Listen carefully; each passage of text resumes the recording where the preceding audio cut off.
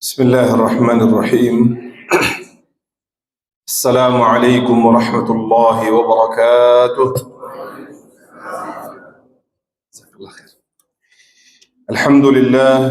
الحمد لله الواحد المنان صاحب الفضل والإحسان. أحمده تعالى حمدا يفوق العد والحسبان. أشهد أن لا إله إلا الله وحده لا شريك له، وعد من أطاعه بفسيح الجنان، وتوعد من عصاه بالحميم الآن. وأشهد أن سيدنا ونبينا محمدا عبده ورسوله صفوة بني الإنسان، صلوات الله وسلامه عليه وعلى آله وأصحابه أهل العلم والإيمان. قال الله تعالى في كتابه الكريم: أعوذ بالله من الشيطان الرجيم، بسم الله الرحمن الرحيم. يا أيها الذين آمنوا اتقوا الله وقولوا قولا سديدا يصلح لكم أعمالكم ويغفر لكم ذنوبكم، ومن يطع الله ورسوله فقد فاز فوزا عظيما.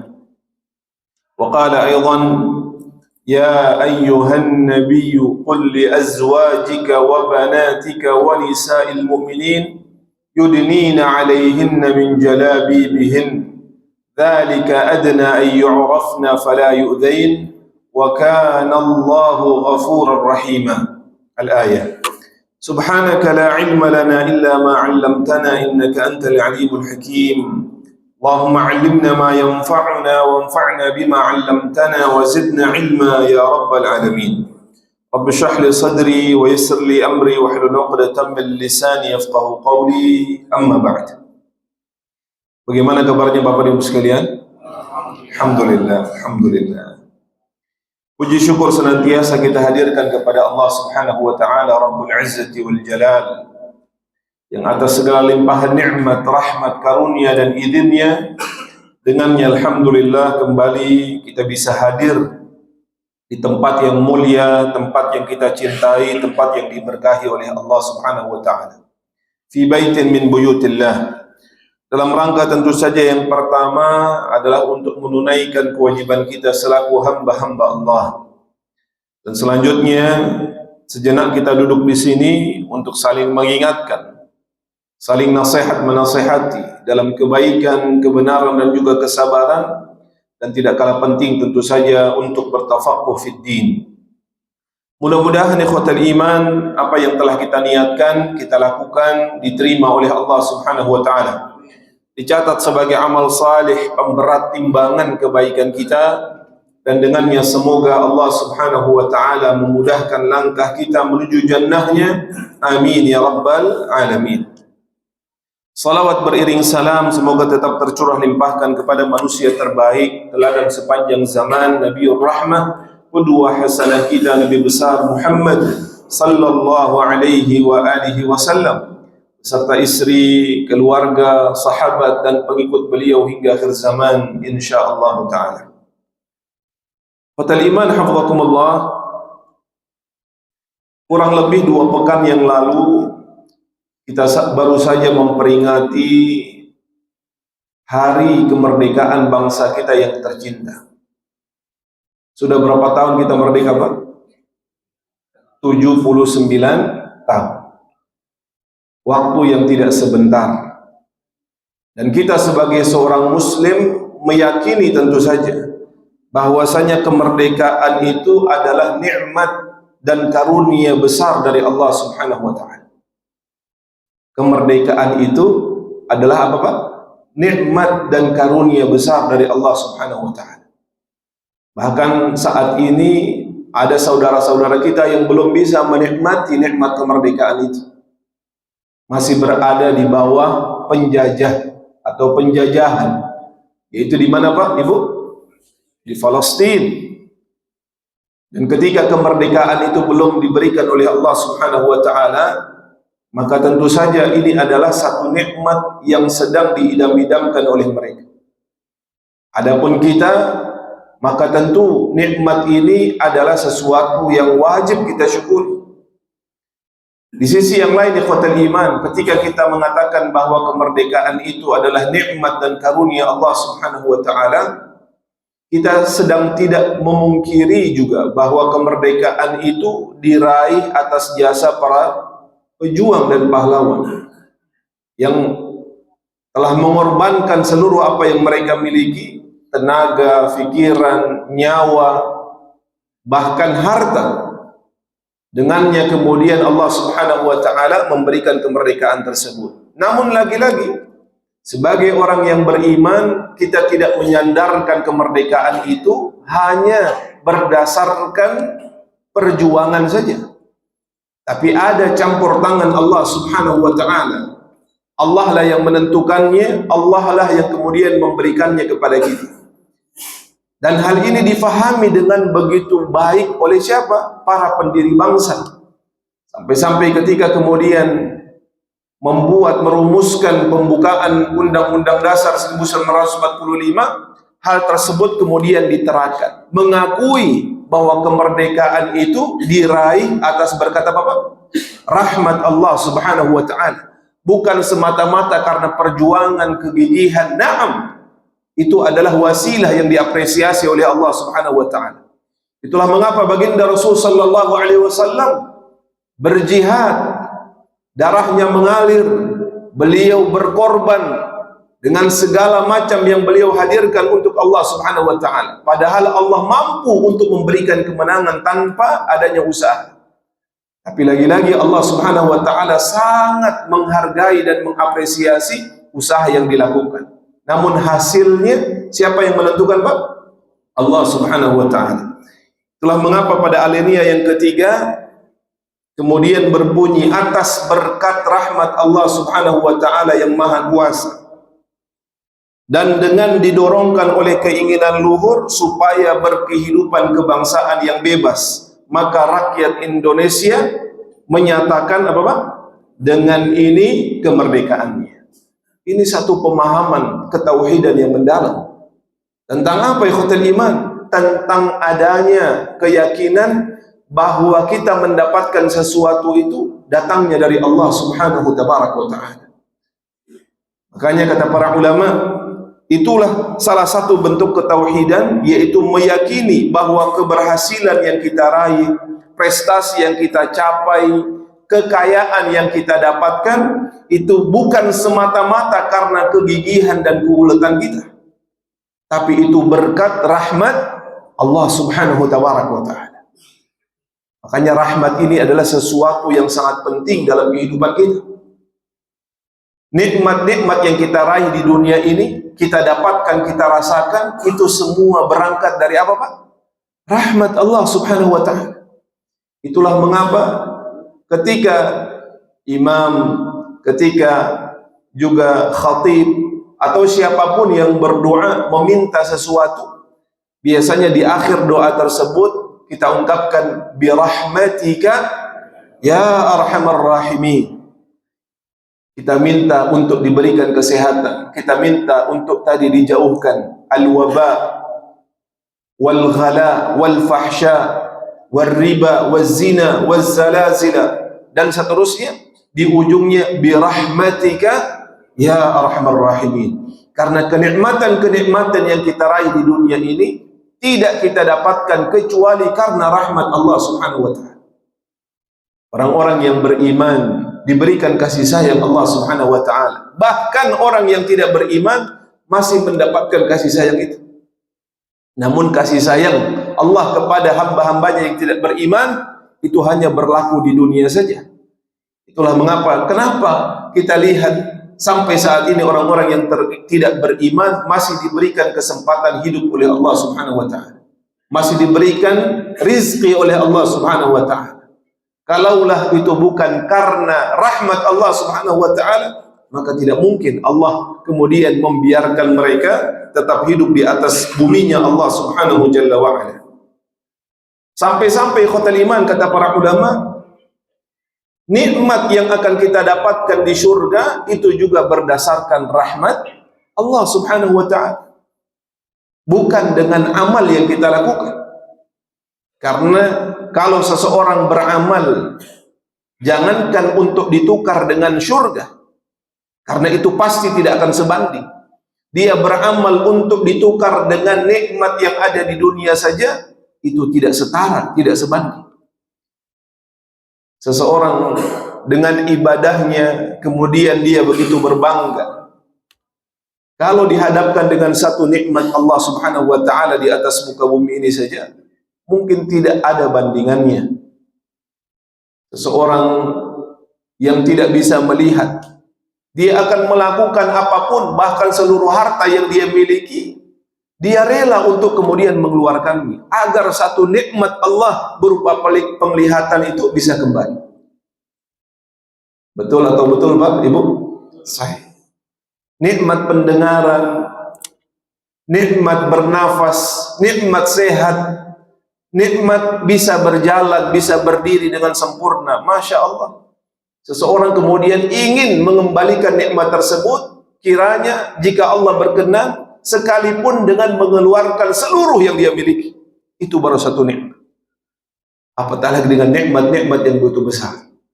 Itulah mengapa ikhwatal iman, Rasul sallallahu alaihi wasallam menyatakan dengan tegas, surga Allah Subhanahu wa taala itu dimasuki oleh seseorang tidak dengan amalnya, karena tidak setara dan tidak sebanding.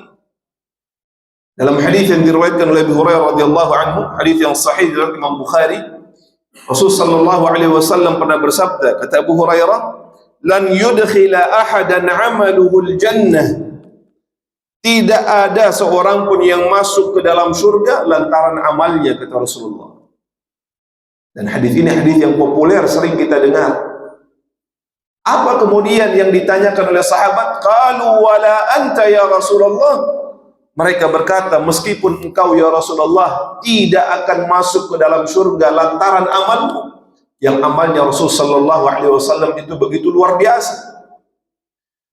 Maka Rasul sallallahu alaihi wasallam menjawab, qala wala ana illa an yataghammadani Allahu bi fadlin wa rahmah. Meskipun aku, kata Rasulullah, tidak akan masuk ke dalam surganya Allah lantaran amal, kecuali jika Allah Subhanahu wa taala melimpahkan kepadaku keutamaan dan rahmatnya. Itulah mengapa kata para ulama, ketika beramal jangan sombong dengan amal kita. Ketika kita beramal jangan meniatkan amal itu untuk kemudian bisa kita tukar dengan surga Allah Subhanahu wa taala. Kenapa?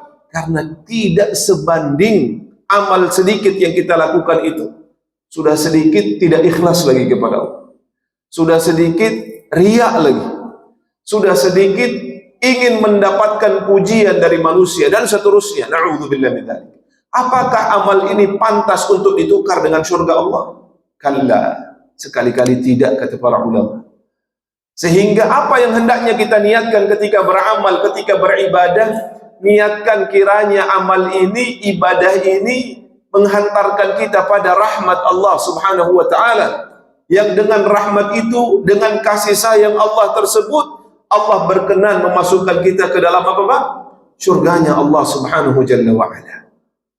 Makanya sekali lagi, di awal kita sebutkan, karena kemerdekaan ini adalah nikmat karunia Allah Subhanahu wa ta'ala, maka wajib kita mensyukuri nikmat tersebut. Dengan apa ikhwatal iman? Nikmat itu kita syukuri. Salah satunya nikmat kemerdekaan, yang baru beberapa pekan, bahkan sampai saat ini nuansa merayakannya itu masih terlihat, masih terasa di tengah-tengah kita. Kata para ulama, cara yang paling tepat mensyukurinya adalah dengan semakin menambah ketaatan kita kepada Allah Subhanahu wa taala. Tidak dikatakan bersyukur seseorang yang mengatakan alhamdulillah, tapi kemudian pada prakteknya sikapnya justru mengkufuri nikmat Allah Subhanahu wa taala. Dia semakin jauh, dia semakin tidak taat dan tidak patuh kepada Allah Subhanahu wa taala. Tidak dikatakan bersyukur ikhwatal iman seseorang yang hanya memasang banner, memasang spanduk mensyukuri nikmat kemerdekaan, tapi pada prakteknya dia justru melanggar batasan-batasan Allah Subhanahu wa taala. Wal iyadu billah. Salah satu poin yang ingin kita sampaikan berkenaan dengan apa yang kita bahas sebelumnya ikhwatal iman. Ketika Allah Subhanahu wa taala menegaskan Kata Rasul sallallahu alaihi wasallam, "Innallaha farada faraidha fala tudayyi'uha." Sesungguhnya Allah telah meletakkan kepada kalian kewajiban-kewajiban, maka jangan kalian tinggalkan. Allah telah meletakkan hadda hududan, batasan-batasan, jangan kalian tabrak dan kalian langkahi. Dan satu hal yang sangat membuat kita miris kemarin itu adalah kejadian apa, Pak? Ketika adik-adik kita dipaksa untuk melepaskan apanya, Pak? Jilbab. Dan ini kemudian menghadirkan satu polemik. Orang-orang mulai banyak berbicara, tidak mengapa. Kenapa jilbab itu sesuatu yang sifatnya pilihan, bukan kewajiban. Toh ada anaknya, ya, ulama fulan dibolehkan anak-anaknya tidak berjilbab dan seterusnya. Maka melalui kesempatan ini, khotel iman, kira-kira semoga Allah subhanahu wa ta'ala memberikan taufik dan hidayah kepada kita semua insyaallah. Khotel iman hafizakumullah, jilbab di dalam pandangan al-Islam adalah sesuatu yang sifatnya fundamental. Bahkan telah terjadi konsensus. Apa itu konsensus, Pak? Kesepakatan para ulama yang disebut dengan ijma'. Apa itu ijma', Pak? Kesepakatan para ulama terhadap sebuah hukum. Bahkan ijma' ini menjadi landasan ketiga di dalam menghadirkan sebuah hukum. Yang pertama adalah Al-Quran, yang kedua adalah As-Sunnah, yang ketiga adalah Al-Ijma', dan yang keempat adalah Al-Qiyas. Ini adalah sumber-sumber hukum yang disepakati oleh para ulama. Ada sumber hukum lainnya, namun diperselisihkan. Ada maslahah al-mursalah, ada saddud dzari'ah, ada al-istishab, ada al-istihsan. Masing-masing ulama al-madzahib itu kemudian ada yang menggunakan, ada yang tidak menggunakan. Ada yang mendahulukan ini dan ada yang mengakhirkan yang lain. Namun empat landasan hukum ini disepakati. Al-Quran, As-Sunnah, Al-Ijma' dan Al-Qiyas. Dan kata para ulama, ketika telah terjadi ijma' pada sebuah hukum, maka itulah yang digunakan. Sehingga kalau ada perkataan yang lain yang berbeda menyelisihi ijma' ulama tersebut, maka pendapat yang menyelisihi itu tidak dianggap dan tidak didengar. Karena kata Rasul sallallahu alaihi wasallam apa dalam sebuah hadis, la tajtami'u ummati 'ala dhalalah. Tidak mungkin umatku ini berkumpul bersepakat di dalam sebuah kesesatan. Sehingga kalau itu sudah dalam bentuk ijma', maka dia menjadi landasan hukum di dalam al-Islam. Apa yang telah disepakati oleh para ulama itu telah terjadi ijma'. Kewajiban menutup aurat bagi seorang wanita. Kewajiban menutup aurat bagi seorang wanita. Adapun perbedaannya itu terletak pada jenis apa yang digunakan. Jilbab, khimar, niqab dan lain sebagainya, itu yang diperselisihkan. Tapi menutup auratnya sendiri adalah sebuah apa? Kewajiban yang disepakati. Bahkan dalam tataran ikhwatul iman aplikasi mengamalkan hukum itu, ijma' lebih dikedepankan sekalipun dari Al-Quran dan As-Sunnah. Ini bukan dari kekuatan dalil, bukan dari keutamaan dalil, tapi dari sisi penerapan. Sehingga para fuqaha itu di antara hal yang kemudian diajarkan ketika kita mencari tentang sebuah hukum, lalu kita dapati hukum tersebut, secara ijma' dia disyariatkan, secara ijma' dia diharamkan, dia dilarang. Maka tidak perlu seseorang itu kemudian mencari lagi dalil dari Al-Quran dan As-Sunnah, karena pasti dia sesuai dengan Al-Quran dan As-Sunnah. Ini maksud bahwa ijma' itu dikedepankan dari sisi penerapan dan juga pengamalannya. Bukan kemudian kita menempatkan ijma' lebih tinggi dari Al-Quran dan As-Sunnah. Lah, karena ijma' itu kata para ulama tidak akan pernah menyelisihi Al-Quran dan As-Sunnah. Dia akan sesuai dengan Al-Quran dan As-Sunnah. Maka ikhwatul iman hafizakumullah, sampai-sampai sebagian ulama menyatakan bahwa seseorang yang menentang kewajiban jilbab, dia menentang kewajiban jilbab, maka sungguh dia telah keluar dari Islam. Karena dia adalah merupakan hal yang sangat fundamental dalam Islam. Berbeda dengan orang yang tidak mengenakannya karena alasan malas, belum siap, gerah, dan lain sebagainya, alasan-alasan yang sering dikemukakan. Namun dia masih meyakini bahwa jilbab itu wajib. Maka ketika itu terjadi, dia disebut sebagai seorang yang fasik, asin, orang yang berdosa, bermaksiat kepada Allah, tapi tidak mengeluarkannya dari al-Islam. Namun kalau dia mengingkari kewajiban al-jilbab itu, kata para ulama, hal tersebut dapat mengeluarkannya dari al-Islam. Na'udzubillah min dzalik. Apa sih sebenarnya dalil yang menunjukkan bahwa jilbab itu hukumnya wajib ikhwatal iman? Sampai-sampai seorang muslimah itu wajib untuk mengenakannya. Wajib untuk mengenakannya. Dengan tegas saya katakan wajib untuk mengenakannya. Karena jilbab itu bukan pilihan, tapi dia sifatnya adalah kewajiban. Kewajiban itu maknanya adalah mau tidak mau, suka tidak suka, hendaknya dia lakukan. Karena jilbab lagi-lagi tidak berkaitan dengan kultur, budaya, kebiasaan masyarakat tertentu. Dia adalah sesuatu yang Allah Subhanahu wa ta'ala perintahkan untuk dilakukan. Sehingga ketika seseorang mengenakan jilbab, dia sedang melakukan ketaatan kepada Allah Subhanahu wa ta'ala. Sebaliknya, seseorang yang tidak mengenakan jilbab, apapun alasannya, dia sedang bermaksiat kepada Allah Subhanahu wa ta'ala. Di antara dalil yang menunjukkan kewajiban jilbab ikhwatal iman, yang pertama adalah dalam surah Al-Ahzab ayat 59 yang kita bacakan di awal tadi. Allah Subhanahu wa ta'ala berfirman, "Ya ayyuhan nabi, qul li azwajika wa banatika wa nisa'il mu'minin yudnina 'alayhinna min jalabibihin, dzalika adna an yu'rafna fala yu'dzain wa kana Allahu ghafurur rahim." Allah memulai ayat ini dengan menyeru ikhwatal iman, ya ayyuhan nabi, wahai nabi. Dan ini menunjukkan ikraman wa ihtiraman lin nabi sallallahu alaihi wasallam. Allah di dalam Al-Quran banyak menyeru nabi-nabi yang lain. Ya Musa, ya Harun, ya Adam, ya Yahya, khudhil kitaba biquwwah, dan seterusnya. Allah memanggil dengan namanya masing-masing. Tapi untuk Nabi Muhammad sallallahu alaihi wasallam, Allah memanggilnya dengan seruan apa Pak? Ya ayyuhan nabi, ya ayyuhar rasul.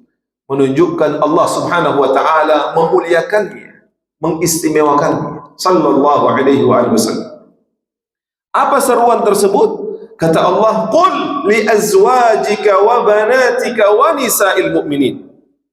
Katakan wahai nabi, kepada siapa? Kepada istri-istri dan kepada anak-anak perempuan dan kepada wanita-wanita yang beriman. Sehingga wanita-wanita yang beriman ini tidak dibatasi secara teritorial, tidak dibatasi hanya wanita Arab saja, wanita Persia saja, tapi seluruh wanita yang mengaku beriman masuk ke dalam seruan Allah Subhanahu wa ta'ala tersebut. Sehingga tidak benar ketika kemudian ada yang mengatakan jilbab itu budaya Arab. Jilbab itu adalah kultur masyarakat tertentu. Kita punya kultur sendiri, budaya sendiri. Maka tidak termasuk perintah itu kepada kita. Lalu apa makna dari ayat ini? Ketika Allah Subhanahu wa ta'ala memerintahkan nabinya untuk menyeru kepada istri-istri beliau sallallahu alaihi wasallam wa radhiyallahu ta'ala anha, putri-putri beliau dan juga wanita-wanita yang beriman. Selama wanita tersebut mengaku beriman, dimanapun dia berada, berasal dari suku, ras, tempat, bangsa dan negara manapun, dia termasuk ke dalam seruan Allah Subhanahu wa ta'ala tersebut. Yang kedua, kata para ulama, ini memberikan isyarat tentang tahapan di dalam berdakwah, menyeru. Dakwah itu hendaknya diberikan pertama kali kepada siapa? Kepada keluarga terdekat. Ketika Nabi sallallahu alaihi wasallam diutus menjadi nabi dan rasul, dengan diturunkan wahyu yang pertama, maka orang yang pertama kali mendapatkan dakwah itu siapa Pak? Istri beliau, Khadijah radhiyallahu taala anha. Sampai kemudian lebih kepada yang luas lagi, saudara yang lebih agak jauh, tetapi dimulai dari keluarga inti. Wa anzir 'ashiratakal aqrabin, dan berikanlah peringatan kepada siapa? Kepada keluarga terdekat. Artinya ikhwatul iman, di dalam menasihati, di dalam mendakwahi, jangan lupakan keluarga, karena mereka adalah orang yang pertama yang hendaknya kita seru, kita ajak. Jangan sampai sebagian orang sibuk berdakwah di luar, menyeru kepada orang lain, tetapi dia melupakan keluarganya, dia melupakan istrinya, dia melupakan anak-anaknya. Lah, maka perintah ini mengajarkan, sebelum engkau menyuruh anakmu, menyuruh orang lain, suruh dulu istri dan anak. Qul li azwajik, katakan kepada istri-istrimu, wa banatik, dan anak-anak perempuanmu, wa nisa'il mu'minin. Tahapan yang ketiga, baru sampaikan, ajarkan kepada siapa? Wanita-wanita yang beriman. Untuk apa ikhwatul iman? Yudnina 'alaihinna min jalabibihin. Hendaklah mereka mengulurkan jilbabnya ke seluruh tubuh mereka. Kata-kata yudnin ini sering kemudian dijadikan celah untuk mengalihkan hukum jilbab. Dia mengatakan jilbab itu enggak wajib. Kenapa? Karena tidak ada satupun redaksi yang secara tegas memerintahkan berjilbab. Karena ini menggunakan fi'il mudhari' yang sifatnya anjuran dalam hal ini menurut sebagian orang. Padahal kalau dia baca, dia bahas tentang usul fiqh itu, dalam poin al-amr, kata perintah atau perintah di dalam syariat itu tidak harus kemudian dengan menggunakan kata perintah, tapi bisa juga difahami dengan sighatul amr, redaksi perintah, yang difahami dari mana? Dari qarinah, dari petunjuk-petunjuk yang lain yang menunjukkan hal tersebut adalah sebuah perintah. Di antaranya ikhwatul iman, kajian para ulama ketika membahas tentang sebuah ayat itu tidak hanya difahami secara makna yang tertuang, tertulis, terkandung, tapi juga difahami secara kontekstual, difahami secara filologi dan sosiologinya. Pembahasan tafsir itu menyeluruh. Bagaimana kondisi masyarakat ketika ayat tersebut diturunkan? Seperti apa latar belakang orang-orang yang ditujukan perintah tersebut atau seruan tersebut dari Allah Subhanahu wa ta'ala. Dan diantaranya yang dijelaskan oleh para ulama, bahwa sesungguhnya perintah ini Allah tujukan kepada laki-laki atau perempuan, Pak? Perintah untuk hendaklah mereka mengulurkan jilbabnya ke seluruh tubuh mereka. Kepada laki-laki atau perempuan, Pak? Perempuan. Jangan sampai laki-laki juga pakai jilbab, Pak, ya. Seperti ada kasus beberapa waktu yang lalu, ya. Laki-laki ikut kajian tapi pakai jilbab. Na'udzubillah min dzalik. Ya. Oleh karenanya ikhwatul iman, karena ini ditujukan kepada perempuan, perempuan itu yang lebih dominan perasaannya. Allah Maha mengetahui kondisi dan keadaan makhluk yang diciptakan olehnya. Wanita itu perasaannya lembut, makanya jangan dikasari, Pak, ya. Wanita itu, kata para ulama, bahkan kata Rasul sallallahu alaihi wasallam, diciptakan dari tulang rusuk yang bengkok. Kalau dibiarkan begitu saja, tidak menjadi lurus, bahkan terus-menerus semakin bengkok. Namun kalau dipaksakan, diluruskan dengan keras, dia akan apa? Dia akan patah. Maka harus dengan lemah lembut. Metodenya berbeda di dalam menyampaikan. Kepada laki-laki harus jelas, karena logika yang kemudian digunakan. Lakukan ini, tinggalkan ini. Tapi kepada perempuan ada uslub yang lebih lembut. Makanya kemudian Allah Subhanahu wa ta'ala ketika memerintahkan hal ini kepada para wanita, Allah menggunakan redaksi yang lembut. Yudnina, yang sering diterjemahkan hendaknya. Namun hendaknya ini bukan berarti pilihan. Apa bukti bahwa dia bukan pilihan? Bahwa istri-istri Nabi setelah turunnya ayat ini semuanya menggunakan sampai akhir hayatnya. Putri-putri beliau dan juga wanita-wanita dari kalangan orang-orang yang beriman. Bahkan kalau kita baca tafsir surah Al-Ahzab ayat 59 ini dikatakan, ketika ayat ini turun, maka sahabiyah itu tidak menunggu waktu yang lama untuk melaksanakannya. Tapi karena mereka memahami ini sebagai sebuah perintah, mereka segera menarik kain-kain yang ada di dekat mereka. Tirai-tirai mereka copot untuk segera menutup rambut dan kepala mereka. Ada kain di samping. Tidak kemudian beralasan, belum punya uang beli jilbab. Ya, nanti dulu dijahit, nanti ke pasar dulu kita beli, kita cari model yang bagus dan lain sebagainya. Lah, apa yang mereka lakukan? Karena memahami ini sebagai sebuah perintah, dan perintah itu hendaknya segera dilaksanakan, maka segera mereka mengambil kain-kain yang ada di sekitar mereka untuk menutup apa, Pak? Auratnya. Seperti yang Allah Subhanahu wa taala perintahkan. Dan ini difahami sebagai sebuah kewajiban. Karena kalau seandainya ini sekedar pilihan dan bukan kewajiban, ma fa'alna dzalik. Mereka tidak melakukan hal tersebut. Lalu kemudian kata Allah, dzalika adna ay yu'rafna fala yu'dzain. Yang demikian itu supaya mereka lebih mudah untuk dikenal. Jadi fungsi jilbab itu, kalau dalam ayat ini Allah sebutkan agar mereka lebih apa, Pak? Lebih mudah dikenal. Sehingga dia menjadi identitas seorang muslimah. Seorang muslimah itu bisa dikenal, diketahui dari apanya, Pak? Dari jilbab yang dia kenakan. Kalau dia tidak pakai jilbab, maka dia akan sama dengan yang lainnya. Kita ketemu orang di depan perempuan, gak mungkin kita tanya, Mbak, mohon maaf, Mbak agamanya apa? Ya, saya Islam, Pak. Loh, coba saya lihat KTP-nya. Oh, ternyata benar Muslim. Mungkin dia akan marah ketika ditanya hal tersebut. Tapi dengan apa kita bisa mengenali dia? Kalau kemudian secara penampilan, identitas yang Allah berikan tidak dia kenakan, tidak dia gunakan. Maka fungsi jilbab Allah sebutkan, dzalika adna ay yu'rafna. Yang demikian itu supaya mereka lebih mudah untuk dikenal. Kalau masih ingat, kita pernah sampaikan ada satu kejadian di zaman Rasul sallallahu alaihi wasallam di mana seorang sahabat membela seorang muslimah lantaran muslimah itu disingkap, ya, dilepaskan jilbabnya secara paksa.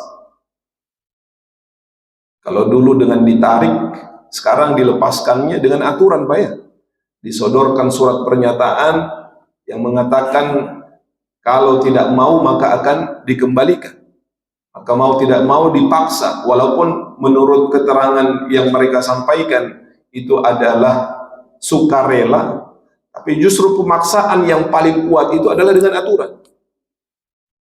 Kalau tidak mau melepaskan jilbab, maka kembali, bahkan kembalinya itu dengan ongkos sendiri. Maka mau tidak mau dilepaskan jilbab pada saat itu. Sehingga respon dari masyarakat itu begitu kuat, alhamdulillah itu.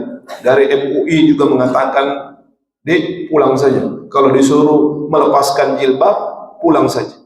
Daripada engkau seolah-olah merdeka di dunia, tapi tidak merdeka di akhirat Allah Subhanahu wa ta'ala. Beberapa pemerintah daerah juga sudah menuliskan pesan untuk menarik utusan mereka dari Aceh, dari Sumatera Barat dengan tegas. Gubernurnya mengatakan, kalau disuruh buka jilbab, saya tarik anak-anak saya. Dan itu menunjukkan satu kewibawaan, ikhwatal iman, hafizakumullah, bahwa menggunakan jilbab di dalam negara kita ini sesungguhnya dijamin oleh undang-undang. Bahwa Pancasila pada sila yang pertama itu berbunyi ketuhanan yang Maha Esa, dan penjabarannya itu adalah bahwa negara menjamin tiap-tiap warga negaranya untuk menjalankan keyakinannya, agamanya sesuai dengan apa, Pak? Keyakinan. Dan keyakinan umat Islam, jilbab itu hukumnya apa, Pak? Wajib. Jangan sampai dengan alasan keseragaman kemudian memaksa umat Islam ini untuk menanggalkan kewajibannya untuk mengenakan jilbab. Maka kata Allah Subhanahu wa ta'ala, yang pertama, jilbab itu fungsinya sebagai identitas. Yang kedua sebagai apa? Fala yu'dzain, agar mereka tidak diganggu, kata Allah Subhanahu wa ta'ala. Jilbab itu adalah bentuk kasih sayang Allah kepada para wanita, hamba-hambanya. Jilbab itu adalah proteksi dari Allah Subhanahu wa ta'ala. Jilbab itu semakin mendatangkan kehormatan bagi seorang wanita. Dia menghadirkan bahkan keagungan, kewibawaan. Maka kata Allah, fala yu'dzain, orang-orang yang mengenakan jilbab itu dia tidak akan diganggu. Kalau muncul pertanyaan, banyak kok Ustaz perempuan pakai jilbab tapi masih diganggu. Lewat di jalan, disuitin, dipanggil-panggil. Bukan jilbabnya yang salah, tapi penerapan dari penggunaan jilbab itu yang tidak sesuai dengan syariat. Jilbab Allah perintahkan untuk kemudian dikenakan, untuk apa fungsinya? Menutup aurat. Makanya kalau kita baca di dalam fikih itu, di antara syarat jilbab itu adalah hendaknya dia luas, tidak ketat, tidak menerawang, sehingga dia menutup aurat seorang wanita, dia menutup lekak-lekuk tubuh seorang wanita. Kalau hanya sekedar menutup rambut, tetapi mohon maaf, ya, pakaian yang dia kenakan itu ketat, ya, menonjolkan seluruh tubuhnya, apa fungsi jilbab itu? Maka kalau itu yang dimaksud, dia pakai jilbab tapi masih diganggu, sesungguhnya dia tidak memenuhi syarat dari jilbab itu. Karena jilbab itu fungsinya apa, Pak? Menutup auratnya, menutup tubuhnya, menghindarkan dia dari fitnah laki-laki dan seterusnya, sehingga dia menjadi seorang makhluk Allah Subhanahu wa taala yang terhormat, berwibawa, anggun dengan jilbab yang dia gunakan. Dan itu lagi-lagi adalah bentuk kasih sayang Allah kepada wanita. Di saat di zaman jahiliyah itu wanita tidak sama sekali dihormati, diperlakukan seperti barang, diperjualbelikan, ditukar tambah dan lain sebagainya, bahkan dijadikan sebagai objek yang boleh dipergilirkan, diganti-ganti. Ketika Islam datang, maka wanita ini dihormati, dimuliakan. Allah menurunkan satu surah khusus membahas tentang para wanita, An-Nisa. Allah jadikan wanita sebagai makhluk yang terhormat. Allah perintahkan anak-anak untuk menghormati ibunya, ummuka, ummuka, ummuka. Lalu dengan kehormatan, kasih sayang yang telah Allah berikan, dengan apa yang kemudian disebarkan oleh orang-orang yang tidak senang dengan al-Islam, dengan kemuliaan wanita-wanita al-Islam, lalu mereka katakan itu pakaian yang kuno, pakaian yang ketinggalan zaman, mengangkangi, bahkan mengekang kebebasan seorang wanita. Lah, justru itu adalah bentuk penghormatan, pemuliaan yang Islam berikan kepada para wanita. Maka Allah menutup ayat tersebut dengan firman-Nya, wa kana Allahu ghafurar rahima, dan Allah adalah Rabb, Tuhan yang Maha Pengampun lagi Maha Penyayang. Kenapa Allah menutup ayat ini dengan menghadirkan dua sifat tersebut? Karena Allah tahu banyak di antara hamba-hambanya, khususnya para wanita, yang mungkin sebelumnya belum mengetahui tentang hal ini. Dengan maraknya, ya, berita, dengan maraknya informasi dan seterusnya, banyak sekali hal-hal yang membuat wanita itu terdistract dari pemahaman yang benar, mengikuti pendapat ini yang mengatakan jilbab itu pilihan budaya Arab, ya, dan lain sebagainya, akhirnya tidak berjilbab. Maka mudah-mudahan melalui majlis-majlis seperti ini kita kembalikan insya-Allah pada pemahaman yang benar sesuai dengan Al-Quran dan As-Sunnah, dan juga pemahaman para sahabat ridwanullahi alaihim yang sangat mengerti tentang apa yang diperintahkan oleh Allah Subhanahu wa taala dan Rasul. Kita kembalikan insya-Allah, ya, bahwa apa yang Allah Subhanahu wa taala perintahkan itu hendaknya kita laksanakan. Sehingga kata Imam Ibnu Qayyim al-Jauzi, apa kata beliau? Al-ilmu qala Allah wa qala Rasul. Ilmu itu adalah apa yang difirmankan oleh Allah dan apa yang disabdakan oleh Rasul sallallahu alaihi wasallam. Bukan pendapat fulan, bukan pendapat fulan. Kalau pendapat fulan itu menyelisihi qala Allah dan qala Rasul, maka ilmu itu bukan perkataannya. Seandainya perkataan saya menyelisihi qala Allah wa qala Rasul, tinggalkan, buang. Ikuti qala Allah wa qala Rasul. Dan itu yang diproklamirkan oleh para ulama al-madzhab. Imam Abu Hanifah, Imam Malik, Imam Syafi'i, Imam Ahmad bin Hanbal rahmatullahi alaihim, mereka dengan tegas menyatakan, seandainya perkataanku, madhabku menyelisihi hadis yang sahih, maka buang pendapatku dan ambil hadis yang sahih tersebut. Maka Allah Subhanahu wa taala memiliki sifat Ghafur Ar-Rahim. Saudari-saudaraku yang belum mengenakan jilbab, kenakan jilbab. Dia adalah identitasmu. Jilbab adalah merupakan kasih sayang Allah Subhanahu wa taala kepada. Kalau kemarin belum pakai jilbab, pakai sekarang. Mudah-mudahan dengan hal tersebut Allah Subhanahu wa taala semakin memberikan taufik dan hidayah. Karena jilbab itu perintah. Jilbab itu tidak menunggu kepantasan, kecocokan dan lain sebagainya. Lah, ada yang mengatakan saya yang baru belajar Ustaz, saya mau jilbabin dulu hati saya. Tidak ada perintah jilbabin hati. Perintahnya adalah mengenakan jilbab. Apakah kemudian akhlaknya belum baik? Pakai dulu jilbab. Insya Allah Allah perbaiki akhlakmu. Belum ini dan itu, pakai dulu jilbab. Mudah-mudahan yang lain akan menjadi baik setelah mengenakan jilbab itu. Seperti halnya perintah salat, ikhwatal iman. Perintah salat, ada yang mengatakan belum siap untuk salat, begini dan begitu, ya, niatnya belum bagus, makanya saya nggak salat Ustaz. Salat dulu, nanti setelah itu Allah yang perbaiki akhlak, Allah perbaiki niat. Begitu juga dengan jilbab, karena dia sebuah perintah, pakai dulu, gunakan, laksanakan perintah tersebut, maka insya Allah Allah Subhanahu wa taala akan memberikan kemudahan. Dalil yang kedua, ikhwatal iman, dalam surah An-Nur ayat 30 sampai 31, kurang lebih maknanya sama. Namun di antara poin dari dua ayat yang panjang ini adalah ketika Allah berfirman wal yadribna bi khumurihinna ala juyubihin. Sebagian orang juga mengatakan ini bukan fi'il amr, tapi ada lamul amr. Lam yang ketika masuk ke dalam fi'il mudhari' itu dia bermakna perintah. Liyaf'al kadza wa kadza, liyashrab, liyaqum, liyakul. Itu maknanya adalah perintah. Lalu apalagi yang dicari? Kalau mengatakan ini bukan perintah, lalu ini maknanya apa? Kata Allah Subhanahu wa taala wal yadribna bi khumurihinna ala juyubihin, dan hendaklah mereka menutup kain kerudung ke dadanya dan janganlah menampakkan perhiasannya kecuali pada suami mereka, ayah mereka dan seterusnya. Lagi-lagi ini difahami sebagai sebuah perintah. Apa bukti bahwa itu perintah? Para ummahatul mukminin, putri-putri Nabi, para sahabiat melakukannya dan diikuti juga oleh generasi-generasi terbaik setelahnya. Dalil dari as-sunnah khatul iman hafizakumullah, sebenarnya dalilnya banyak tapi satu saja yang ingin kita sampaikan. Hadis yang diriwayatkan Imam Bukhari dan Muslim dalam sahihnya dari Ummu Athiyyah radhiyallahu anha. Dari Ummu Athiyyah radhiyallahu anha. Beliau berkata, qalat umirna an nukhrijal huyyadha yawmal 'idain wa dhawatil khudur fayashhadna jama'atal muslimin wa da'watahum. Kata Ummu Athiyyah, kami diperintahkan oleh Rasulullah pada dua hari raya. Apa maksudnya dua hari raya ini, Pak?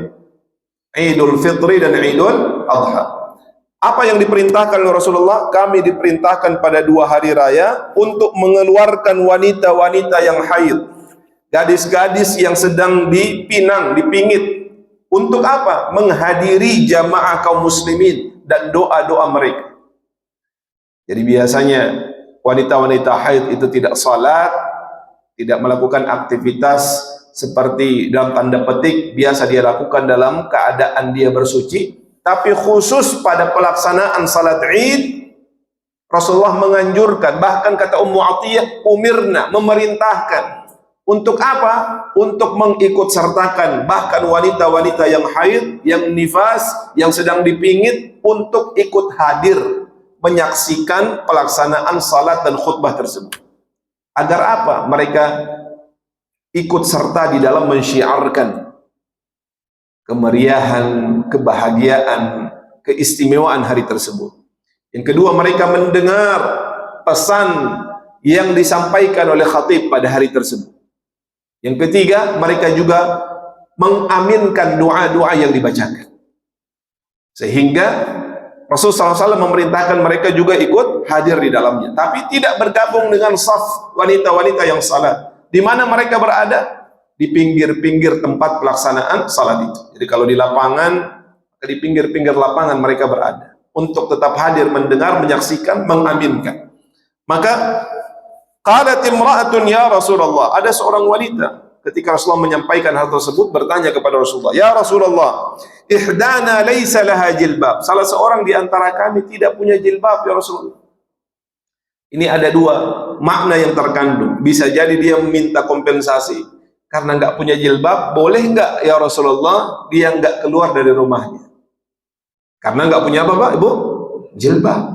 Mungkin belum beli, atau kotor yang lain, atau memang nggak punya, dan seterusnya. Atau kemungkinan yang kedua, dia minta kompensasi karena duduknya cuma di belakang, waktunya juga sebentar, boleh nggak keluar nggak pakai jilbab? Ya, kalau itu sifatnya pilihan, jawaban Rasulullah ya boleh. Tapi ngumpet-ngumpet ya di belakang. Tapi perhatikan jawaban Rasul sallallahu alaihi wasallam. Apa kata beliau? Qala litulbisaha sahibatuha min jilbabiha. Hendaknya kawannya memakaikan jilbabnya kepadanya. Memakaikan jilbab difahami oleh para ulama dengan dua makna. Makna yang pertama, pinjamkan jilbabmu. Yang punya jilbab dua, pinjamin. Artinya dia tetap hadir dengan jilbab yang dipinjamkan oleh saudarinya. Atau makna yang kedua, litulbisaha, dipakaikan jilbabnya. Kata para ulama, saking wajibnya jilbab itu, bahkan kalau tidak ada jilbab, saudarinya memakaikan jilbab yang dia kenakan. Satu jilbab dipakai berdua. Dan itu menunjukkan kewajiban. Seandainya itu tidak wajib, maka Rasulullah mungkin mengatakan enggak apa-apa, tapi sembunyi-sembunyi di belakangnya. Tapi karena jilbab itu wajib, kata Rasulullah SAW, hendaknya saudarinya memakaikan, kawannya meminjamkan, memakaikan jilbabnya untuk dipakai oleh wanita tersebut. Dari dalil-dalil tersebut muncul sebuah ijma', kesepakatan para ulama. Yang namanya ijma', kalau ada pendapat yang menyelisihi, pendapat yang menyelisihi itu tidak dianggap. Berbeda kalau hanya sekedar pendapat jumhurul ulama, mayoritas ulama berpendapat demikian. Maka kalau ada pendapat yang lain masih diterima selama memiliki dalil. Tapi kalau bunyinya sudah ijma', para ulama berijma' bahwa apa? Berjilbab itu wajib dari dalil-dalil yang diterangkan. Sehingga ikhwatal iman hafizakumullah, ini memberikan satu pengertian kepada kita. Bahwa apa? Yang pertama, jilbab itu adalah kewajiban yang Allah Subhanahu wa taala perintahkan. Kepada siapa? Kepada para wanita, hamba-hamba Allah Subhanahu wa taala yang beriman. Maka berkaitan dengan hadis yang kita bahas sebelumnya, ketika Allah ya berfirman, yang sampaikan Rasulullah SAW, atau apa yang Rasulullah SAW sabdakan, sesungguhnya Allah telah mewajibkan kewajiban-kewajiban kepada kalian, maka kalian jangan hilangkan. Menghilangkan kewajiban jilbab adalah sesuatu yang dimurkai oleh Allah Subhanahu wa taala. Itulah mengapa kata para ulama, wanita hendaknya menutup auratnya berjilbab. Yang pertama, karena menutup aurat itu, menggunakan jilbab itu adalah bentuk ketaatannya kepada Allah dan Rasul. Ketika dia pakai jilbab, dia sedang taat kepada Allah dan Rasul. Ketika dia melepaskan jilbabnya, dia sedang tidak taat kepada Allah dan Rasul. Itu maknanya. Dan ketaatan kepada Allah dan Rasulnya itu mendatangkan kebahagiaan di dunia sampai di akhirat. Allah berfirman, "Wa may yuti'illaha wa rasulahu faqad faza fawzan 'azima." Dan barang siapa yang mentaati Allah dan Rasulnya, maka sungguh dia telah mendapatkan kemenangan yang besar. Dalam hadis Rasulullah sallallahu alaihi wasallam juga menjelaskan, "Dzaqa ta'mal iman man radiya billahi rabba wa bil islam dina wa bi Muhammadin rasula." Sungguh akan merasakan manisnya iman. Siapa? Seseorang yang telah ridha Allah sebagai Tuhannya, Islam sebagai agamanya, dan Nabi Muhammad sebagai Rasulnya. Apa konsekuensi dia ridha kepada Allah, kepada Rasul, kepada Islam? Dia menjalankan syariatnya. Dan di antara syariat tersebut apa Pak? Al-jilbab. Kenapa seorang wanita hendaknya dia mengenakan jilbab? Karena memamerkan aurat dan keindahan tubuh merupakan bentuk kemaksiatan yang mendatangkan murka Allah Subhanahu wa taala. Allah Subhanahu wa taala berfirman, "Wa may ya'sillaha wa rasulahu faqad dhalla dhalalan mubina." Dan barang siapa yang mendurhakai Allah dan Rasulnya, maka sungguh dia telah sesat dengan kesesatan yang nyata. Kata Rasulullah, "Kullu ummati mu'afa illa al-mujahirin." Setiap umatku yang bersalah itu akan dimaafkan. Setiap umatku yang bersalah itu akan dimaafkan. Oleh siapa Pak? Allah Subhanahu wa ta'ala. Kecuali kata Rasulullah, siapa yang tidak dimaafkan? Al-mujahir. Siapa itu al-mujahir? Orang yang bermaksiat secara terang-terangan.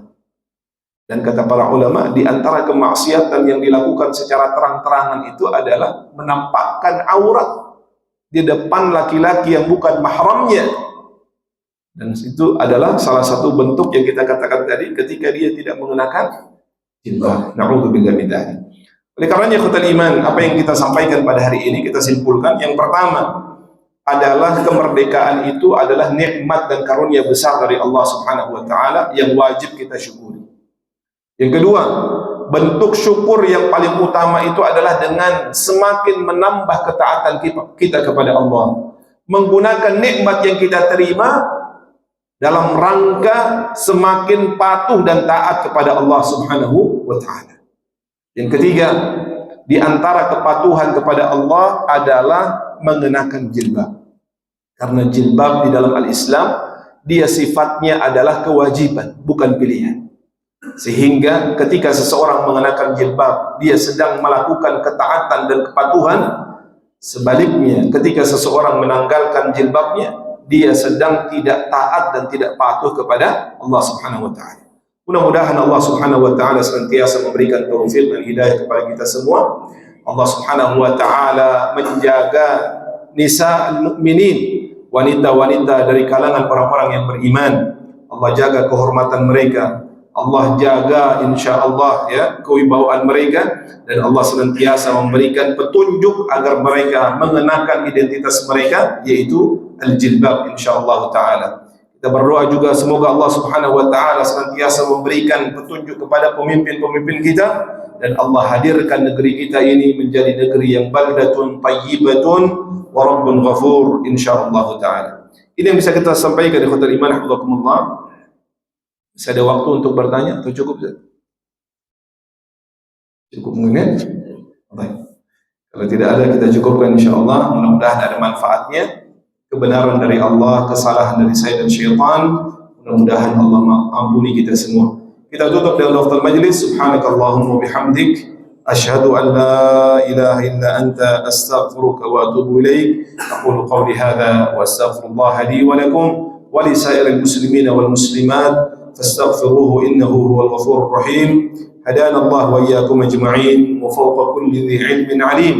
وصلى اللهم على نبينا محمد وعلى آله وصحبه وبارك وسلم وآخر دعوانا أن الحمد لله رب العالمين ثم السلام عليكم ورحمة الله وبركاته.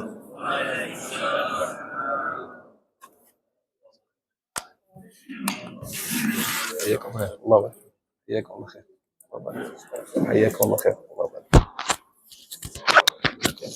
يبارك فيك الله يبارك فيك حياكم الله خير حياكم الله خير الله يبارك فيك الله يبارك فيك حياكم الله خير